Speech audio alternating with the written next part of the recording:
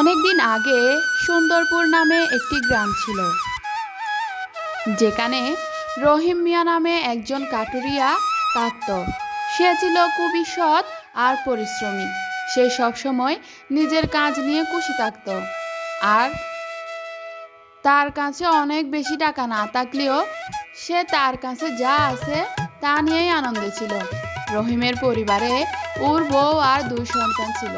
রহিম মিয়া গ্রাম প্রধান হাসানের বাড়িতে কাঠ কাটার কাজ করত, আর কাঠ কাটার বদলে গ্রাম প্রধান হাসান রহিম মিয়াকে টাকা দিত, যা দিয়ে রহিম মিয়া ও তার পরিবারের জীবন চলত।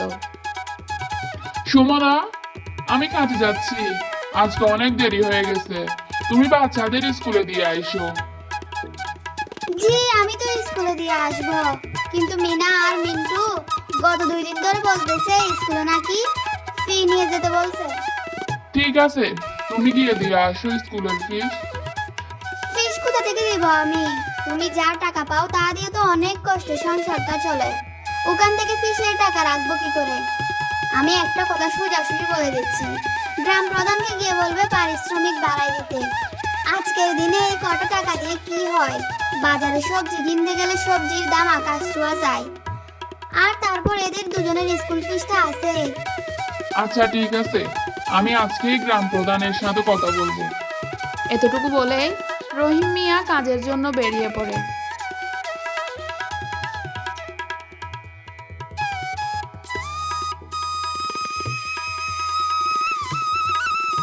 আরে ভাই, আজকে তো টাকা দেওয়ার দিন।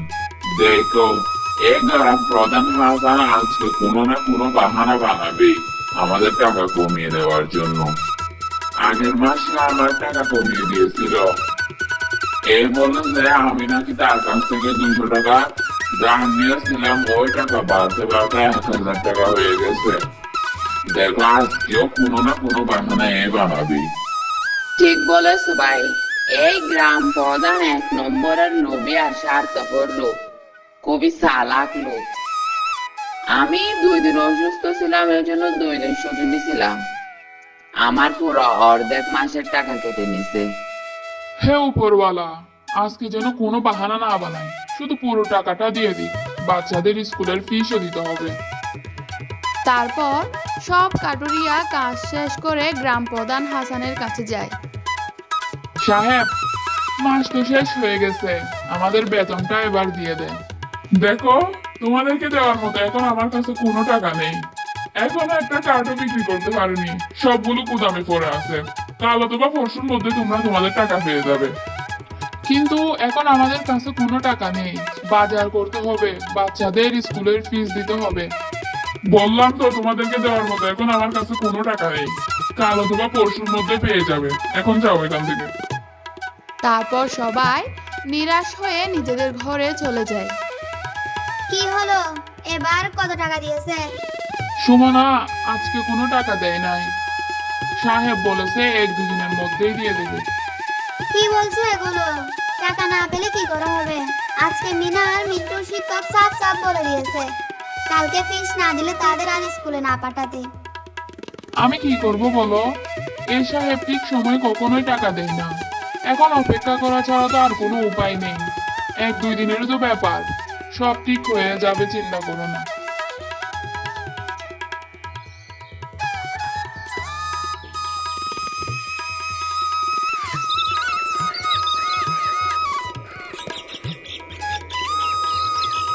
এভাবেই 2 দিন চলে যায়। 2 দিন পর গ্রাম প্রধান হাসান সবাইকেই বেতন দেয়। এই নে তোর বেতন। সাহেব, এখানে তো 2000 টাকা, কিন্তু আমি তো এবার 3000 টাকার কাজ করেছি। হ্যাঁ, কাজ করেছিস, কিন্তু তুই তো প্রতিদিন 1 ঘন্টা করে বিশ্রামও নিয়েছিস। এটা ওই আরামের জন্যই কাটছি টাকা। কিন্তু সাহেব, আপনি তো বলেছেন দিন 8 ঘন্টা করে কাজ করলে 1 মাসে আপনি 3000 টাকা দিবেন। আমি তো 8 ঘন্টা কাজ করার পরে 1 ঘন্টা বিশ্রাম নিয়েছি কাজ শেষ করে। তুই আমাকে হিসাব শিখাতে আসিস না। এই টাকা নিলে নে, আর না হলে অন্য কোথাও কাজ করছিস। আমার এখানে আর কাজ করিস না। বেচারার কাছে এই টাকা নেওয়া ছাড়া আর কোনো উপায় ছিল না। সে চুপচাপ টাকাটা নিয়ে চলে যায়। এই রে রহিম, তোর বেতন। কিন্তু সাহেব, এখানে তো ১,৫০০ টাকা। আমি তো কোনো ছুটি নেইনি আর না আরাম করেছি। তাহলে আমি জানি তুই আরামও করিস না আর ছুটিও নিসনি, কিন্তু বাজারে এখন কাঠের দাম অনেক কম, তাই তো এই ১,৫০০ টাকাই পাবি। কিন্তু সাহেব, কথা তো ৩,০০০ টাকার হয়েছিল। এখন আমি এই সামান্য টাকা দিয়ে সংসার কিভাবে চালাবো? তারপর বাচ্চাদের ফিসও ভরতে হবে। এইবার পুরো টাকাটা দিয়ে দেন দয়া করে। ১,৫০০ টাকাই পাবি তুই। কাজ করতে মন চাইলে কাজ করে এখানে, আর না হলে অন্য কোথাও কাজ খুঁজে নে। বেচারা রহিমের কাছে টাকাগুলো নেওয়া ছাড়া আর কোনো উপায় ছিল না। আরে ভাই, এই হাসান ১ নম্বরের বাদ পারলো।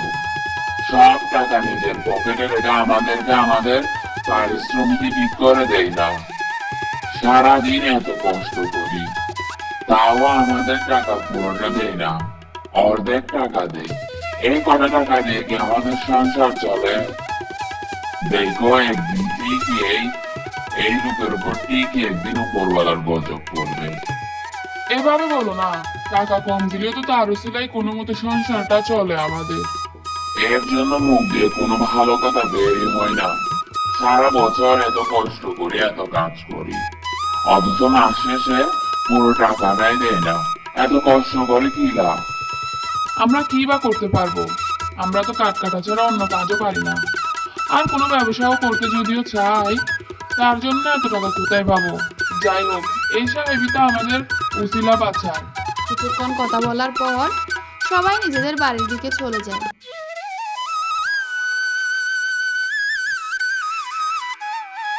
আসছো তুমি? বেতন কত দিয়েছে? এইবারে সাহেব শুধু ১,৫০০ টাকা দিচ্ছে। ১,৫০০?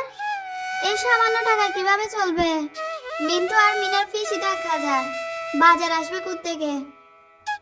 এখন আমি কি করব বলো? এই টাকায় চালাতে হবে। তুমি কালকে বাচ্চাদের ফিস দিয়ে দিও, তারপর দেখি কি করা যায়। কি করবা আর তুমি? সাহেবের কাছ থেকে তো পুরো টাকাটা চাইতে পারলা না। আমি সাহেবের কাছে পুরো টাকা চাইছি, কিন্তু উনি সাফ মানা করে দিয়েছে। বলেছে এই টাকা নিলে নাও, আর না হলে অন্য কোথাও কাজ করো। আমি চিন্তা করতেছি সাহেবের ওখানে কাজ করার পর বাহিরেও কোনো কাজ করব। এখান থেকে কিছু টাকা আসলে সংসারটা একটু ভালোভাবে চলবে। আজকে আমি সাহেবের ওখানে কাজ শেষে অন্য জায়গায় কাজ করতে যাবো। এতটুকু বলে রহিম কাজের উদ্দেশ্যে বের হয়ে যায়।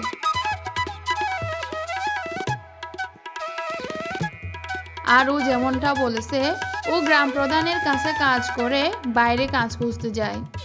রহিম পুরো গ্রামে কাজ খুঁজতে থাকে। দোকানে দোকানে গিয়ে দোকানদারদের কাছে কাজ খুঁজে, কিন্তু সে কোথাও কাজ পায় না। এরপর সে শেষে নিরাশ হয়ে জঙ্গলের পথ দিয়ে বাড়ির দিকে হাঁটতে শুরু করে।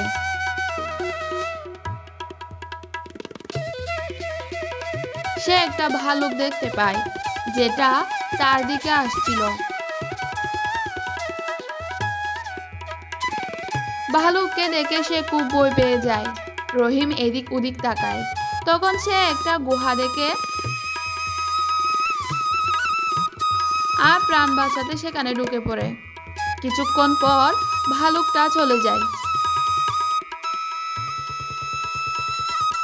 হে উপরওয়ালা, তোমার লাখ লাখ ধন্যবাদ। একটুর জন্যই বেঁচে গেলাম, না হলে আজকে এই ভালুকের পেটে যেতে হতো। কিন্তু আমি এই কোন জায়গায় চলে আসলাম? রহিম এদিক ওদিক দেখছিল, ঠিক তখনই গুহার ভিতর পড়ে থাকা একটা সুন্দর ঝুড়ির মধ্যে তার চোখ পড়ে। তখন সে ওই ঝুড়িটার কাছে যায়। এ কেমন গুহা? আর এই গহীন গুহায় জুড়ি থেকে আসলো? যাই হোক, এটা বাড়িতে নিয়ে যাই, সুমনা জিনিস রাখতে পারবে এটার ভিতর। রহিম যখনই ঝুড়িটা নিতে যায়, তখনই গুহার ভিতর থেকে একটা আওয়াজ আসে। থামো, এই জুড়িকে ছোঁয়ার চেষ্টা করো না। এই আওয়াজ শুনে রহিম ভয় পেয়ে যায়। তখনই গুহায় একটা জিন চলে আসে আর রহিমকে বলে, কে তুমি? আর আমার কোথায় কি করছো? আমাকে ক্ষমা করবেন, একটা ভালুক আমার দিকে আসছিল, আর তাই এই গুহায় আমাকে আশ্রয় নিতে হলো। তারপর আমার চোখ এই জুড়িটার মধ্যে পড়ে। ক্ষমা করে দেন, আমার মনে হলো এখানে কেউ নেই, তো এই জুড়িটাও কারো নয়, তাই আমি এটা নিতে চাচ্ছিলাম। রহিম, তোমাকে বলতে তো হবে না, আমি তোমার ব্যাপারে সব জানি। আমি একবার যাকে দেখি তার সম্পর্কে সব কিছু জেনে যাই। কিন্তু কে আপনি? আপনাকে দেখতে অন্যরকম কেন লাগছে? আপনি আপনার পরিচয় দেন। কে আপনি? আমি একটা জিন, আর অনেক বছর ধরে এই গুহার দেখাশোনা করছি। এই গুহায় শুধু তারা আসতে পারে যাদের মধ্যে পবিত্র। যদি তুমি অপবিত্র হতো তাহলে তুমি কখনোই এই গুহায় আসতে পারবে না। তুমি একজন ভালো মানুষ, তাই এই গুহায় আসতে পেরেছ। আর যে জুড়িটা দেখছো সেটা তোমার, তুমি সাথে করে নিয়েছো। না, আমার জুড়িটা চাই না, আমি তো শুধু দেখছিলাম। বলবেও না রহিম, তুমি এই জুড়িটা নিয়ে যাও। এটা কোনো সাধারণ জুড়ি নয়, এটা একটা জাদুর জুড়ি। জাদুর জুড়ি? এটা কি সে জাদুর জুড়ি যার কাহিনী আমাদের দাদি আমাদের শোনাতো? বলতো এক গ্রামে একটা জাদুর জুড়ি ছিল, যে জুড়ি মানুষের ইচ্ছা পূরণ করতো। জাদুর জুড়ি? এটা কি সে জাদুর জুড়ি যার কাহিনী আমাদের দাদি আমাদের শোনাতো? বলতো এক গ্রামে একটা জাদুর জুড়ি ছিল, যে জুড়ি মানুষের ইচ্ছা পূরণ করতো। হ্যাঁ, এটাই সেই জুড়ি। তুমি এটা নিতে পারো, আর এটা ব্যবহার করে নিজের গরিব অবস্থা দূর করতে পারো। তবে মনে রাখবে, যে জিনিসটা তুমি একবার এই জুড়িতে দিবে সেটাই বারবার দিতে হবে, অন্য কোনো জিনিস দিতে পারবে না। যদি তুমি ভিন্ন জিনিস দাও তাহলে তোমার অনেক বিপদ হবে। আমার এই কথা সব সময় মনে রাখবে, আর কোনো ধরনের লোক না করে সেই জিনিসই এই জুড়িতে রাখবে যেটা তোমার দরকার। তারপর রহিম জুড়ি নিয়ে ঘরে চলে যায়।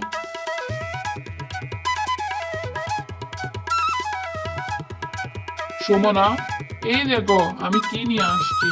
কি নিয়ে আসছো? এটা তো একটা জুড়ি। সবার প্রথমে এটা বলো, তুমি তো কাজের সন্ধানে গিয়েছিলে, কোনো কাজ পেয়েছো নাকি পাওনি? আরে সুমনা, আমার পুরো কথাটা শুনো। এটা কোনো সাধারণ জুড়ি নয়, এটা একটা জাদুর জুড়ি। তারপর রহিম সুমনাকে তার সাথে ঘটা সব কিছু বলে। এখানে এমন জিনিস দিতে হবে যা আমাদের সব থেকে বেশি প্রয়োজন। হ্যাঁ সুমনা, আমাদের অনেক চিন্তা ভাবনা করে এখানে জিনিস রাখতে হবে। রহিম অনেকক্ষণ চিন্তা করে, তারপর তার চোখ একটা আপেলের উপর দিয়ে পড়ে।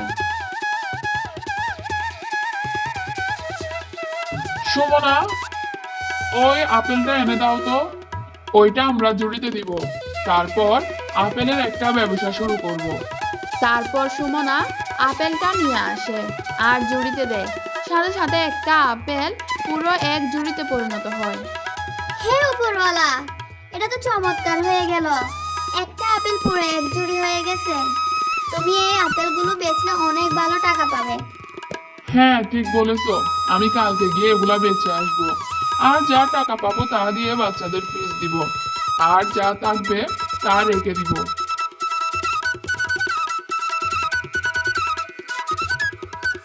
পরের দিন রহিম আপেলগুলো বাজারে বেচতে যায়। বাজারে গিয়ে রহিম আপেলগুলো খুব কম দামে বেচে, যার কারণে সবাই রহিমের কাছ থেকে আপেল কেনে, আর বড় বড় ব্যবসায়ীরা আপেল কেনার বায়না দেয়। আপেল বেচার পর রহিম অনেকগুলো টাকা পায়। তারপর ঘরে চলে আসে।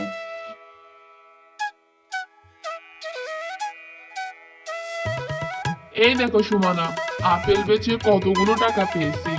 এখান থেকেই কালকে বাচ্চাদের ফিস দিয়ে দিও। এখন আমি কাজে যাই। এখন তো আমাদের কাছে জাদুর জুড়ি আছে, কাজে যাওয়ার কি দরকার? হ্যাঁ সুমনা, আমি ওখানে কাজ করতে যাচ্ছি না, ওখানে যারা কাজ করছে তাদের এই খুশির খবরটা দিতে যাচ্ছি। সাহেবের ব্যবহারে আমার সাথে সাথে সবাই অনেক বিরক্ত ছিল। এখন তো আমার অনেক উন্নতি হচ্ছে, আর কোনো অভাব নেই, তো আমিও তাদের কিছু সাহায্য করি। তারা সবাই খুবই সৎ আর পরিশ্রমী, কিন্তু হাসান কখনোই তাদের টাকা পুরো দেয়নি। এজন্য আমি ভাবছি তাদেরকে আমি আমার ব্যবসার সাথী করে নেব। হ্যাঁ, তুমি ঠিক বলেছো। সবাই একসাথে কাজ করলে খুব তাড়াতাড়ি সবার উন্নতি হবে।